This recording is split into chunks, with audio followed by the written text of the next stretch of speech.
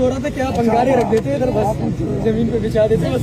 Sir आपने पैगाम दे दिया, बहुत अच्छा। एक्सप्लेन बड़ा जबरदस्त कर दिया। सर आप खुद कहते हैं कि कीचड़ में कीचड़ है ना सर, हम कह रहे हैं चटाइयाँ हमें लगाने दें, आप कह रहे हैं कीचड़ में लगा दें। चटाई लगा ले, चटाई लगा ले, पूरे साल लगाए।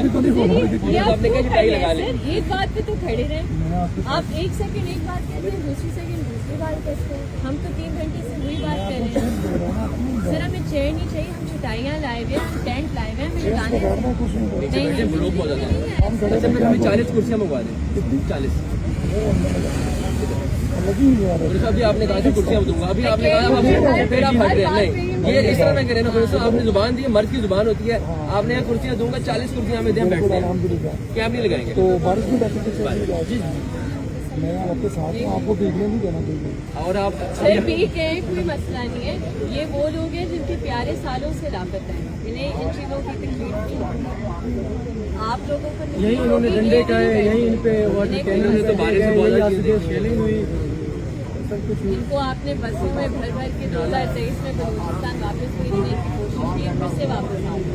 ये वो लोग नहीं है, ये आप इन्हें धुतकार देते हैं, वापस यहीं से उम्मीद लगा के आ जाते हैं।